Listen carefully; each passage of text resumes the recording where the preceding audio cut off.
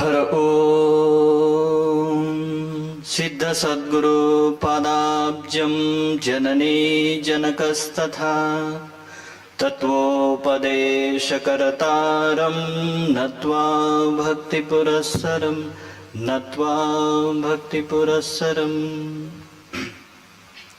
वसुदेवसुतं देवं कंसचाणूरमर्दनं देवकी परमानन्दं कृष्णं वन्दे जगद्गुरुम् ॐ सहना भवतु सहनौ भुनक्तु सह वीर्यं करवावहै तेजस्विनावधीतमस्तु मा विद्विषावहै। ओम शांति शांति शांति। परमपूज्य प्रातस्मरणीय अद्वैत सार्वभौम चक्रवर्ती शिवावतारी अणिमादी अष्ट ऐश्वर्य संपन्न जगद्गुरु सिद्धारूढांच्या चरणी नतमस्तक होऊन तत्स्वरूप वेदांत वागीश गीतोत्तम वेदांत आचार्य अनंत श्री विभूषित माझे आत्मोद्धारक सद्गुरु अप्पाजींच्या पावन चरणी दीर्घदंडवत प्रणाम करून प्रेमभक्ती साधना केंद्राचे परमपूज्य मातोश्रींच्या चरणी नमन करून आत्ताच आपले भाव प्रकट केलेले पूज्य आत्मीय सतीश स्वामीजींच्या चरणी नमन करून सेवाप्रिय आमचे विनायक महाराजांना नमस्कार करून उपस्थित सर्व सद्भक्त हो आपल्या सर्वांना मनपूर्वक अभिवादन। वेळ 8 झालेली आहे आणि आमच्या सतीश महाराजांनी सगळ्यांना भावुक करून त्यांना आवाज निघेना, माझा आवाज हलत आहे, तरी 1-2 शब्द मी सद्गुरूंच्या आज्ञेने प्रकट करू इच्छितो। आमचे सतीश स्वामीजींनी जे सांगितले त्याच्याच पुढे थोडं मी सांगायचा प्रयत्न करतो।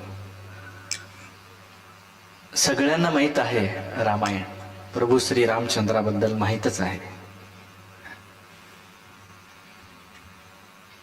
परंतु रामांना कोणी पाहिलेलं नाहीये। मी अजून घरात होतो, मला माहित आहे, मी विजापूरमध्ये जेव्हा अप्पाजी पौर्णिमेला कार्यक्रम करायचे, आता सुद्धा चालतं, आम्ही जायचो, वडील आणि मी गाडीवर जायचो, तर एका प्रसंगामध्ये मी अप्पाजींना भावुक होताना पाहिलं की सिद्धारूढ स्वामीजी असताना मी जर एक झाड तरी का नव्हतो म्हणून अप्पाजी भावुक झाले होते त्यावेळेस। त्या प्रवचनात मला वाटलं की आपण सिद्धारूढ स्वामीजींना तर नाही पाहिलं, प्रभू रामचंद्रांना नाही पाहिलं, मी प्रभू रामचंद्रांना इथेच पाहत आहे। अप्पाजी प्रभू रामचंद्रांच्या मध्ये जे क्वालिटीज आहेत, जे गुण आहेत, खूप छान एक सुभाषित आहे, नरस्य आभरणम रूपम रूपस्य आभरणम गुणः गुणस्य आभरणम ज्ञानम ज्ञानस्य आभरणम क्षमा। खूप सुंदर हा एक सुभाषित आहे। नरस्य आभरणम रूपम म्हणजे मनुष्याला काय आभरण आहे, तर आभरण म्हणजे सुंदरता दिसणे, सुंदर दिसण्यासाठीच आपण सगळं रंगरंगोटी करतो, माहित आहे। मनुष्याला जर सुंदर म्हणून ओळखायचं असेल तर त्याच्या रूपावरून आपण ओळखू शकतो, तो किती सुंदर आहे, त्याचे जे शरीराचे अवयव आहेत व्यवस्थित असतील तर तो गोंडस दिसतो, सुंदर दिसतो। आपण पाहिलं असेल प्रभू रामचंद्रांचं जी मूर्ती आहे, मूर्तीतच कशी आहे सगळ्यांना अनुभूतीच आहे। रूप तरी छान आहे, रूपापेक्षा कुठला छान, असं ते सुभाषिताचा अर्थ आहे। नुसतं रूप छान असेल आणि जर गुण जर खराब असतील तर त्याला घेऊन काय करायचं, तर त्यासाठी त्याने सांगितले रूपस्य आभरणम गुणः।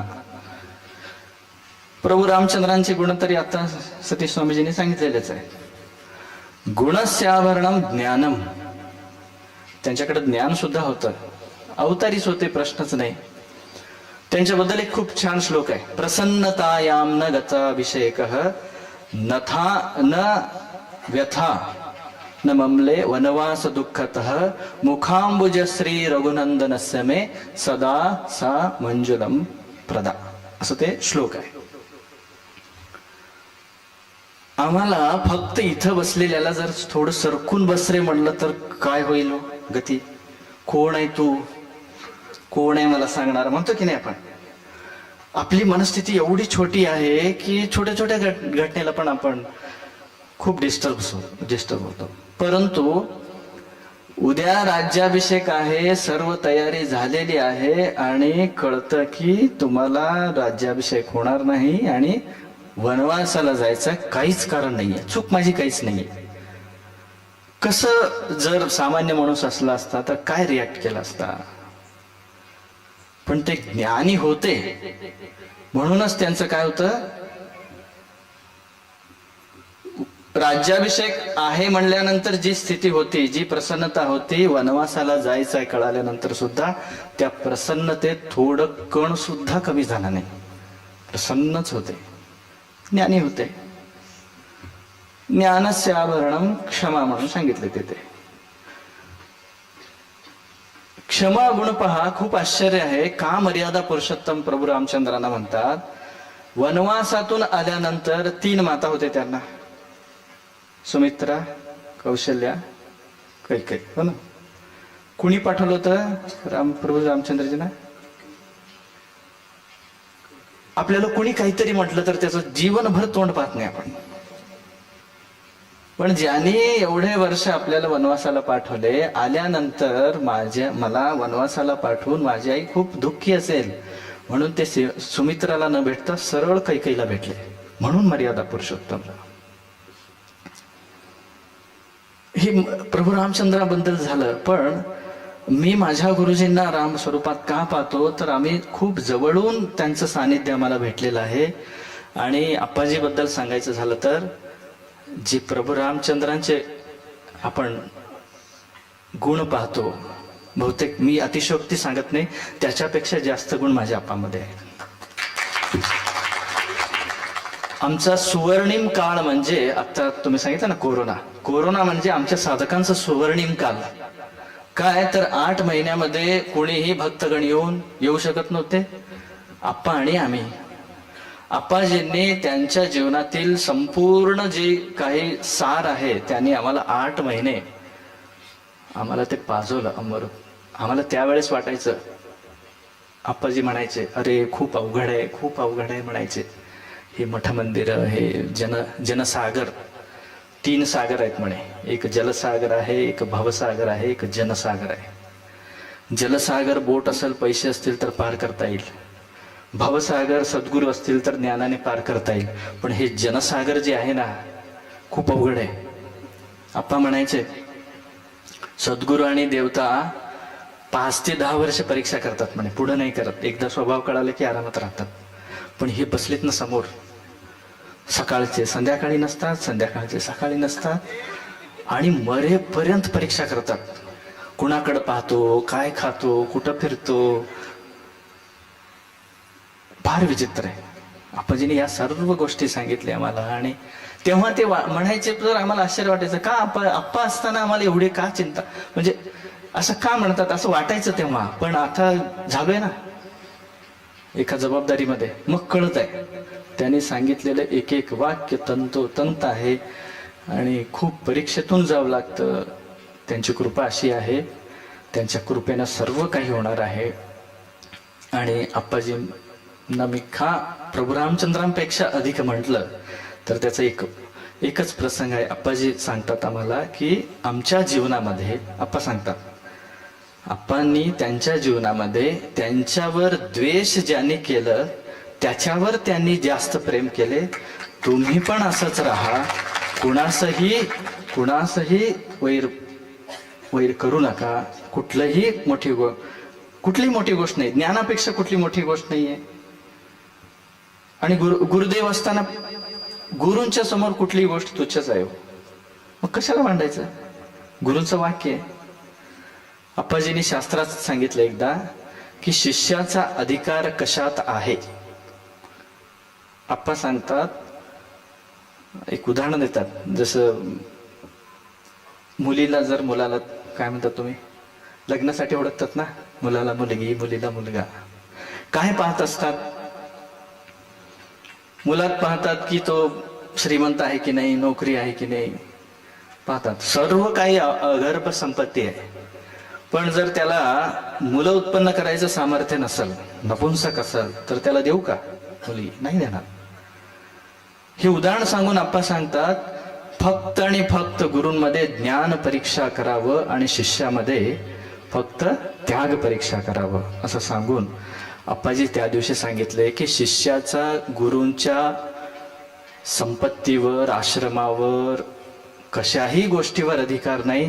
फक्त आणि फक्त एका गोष्टीवर अधिकार, कोणता? म्हणजे त्यांचं जे आता अमृत वर्षा होणार आहे, त्या अमृत पानाचं जे वाणी आहे ना, फक्त आणि फक्त त्याच्यावर शिष्याचं कर्तव्य आहे असं आप्पाजीने सांगितलं. आणि आम्हाला इतकं त्यांनी पूर्ण जीवनासाठी ट्रेंड केलं त्यावेळेस की आम्ही आम्ही आणि आमचे सतीश महाराज आणि विनायकजी खूप धन्य समजतो की आम्ही ते 8 महिने तिथे राहिलो आणि आप्पाजींचं सानिध्य मिळालं. तर मी तुम्हाला सांगतो, मी येणार नव्हतो, ताईंना बोललो मी, आरोग्य छान नव्हतं, पण एकच तुमची जी भक्ती आहे, तुमची जी साधना आहे, मी गेल्या 2 वर्षापासून जे पाहत आहे, ती साधना आणि सद्गुरू आप्पाजींच्या तुमच्याबद्दल जे प्रेम आणि त्यांची अमृतवाणी ऐकण्यासाठी आणि माताजींचं जे मार्गदर्शन आहे त्यासाठी मी आता आलेलो आहे. आणि माताजींना विनंती करतो की आप्पाजीच सांगितलेलं उदाहरण आहे, काय,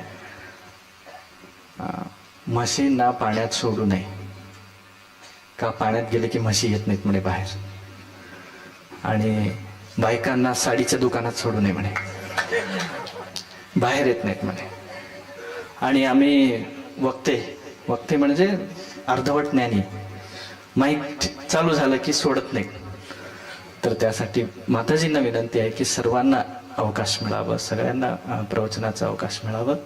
आणि त्यांनी दाखवलेलं प्रेम आणि सद्गुरूंची कृपा आम्हा सर्वावर राहावं. आणि प्रभू रामचंद्रांसारखं फक्त ऐकू नये, आचरणात आणावं आम्ही सगळेजण, अशी कृपा सद्गुरू करावे.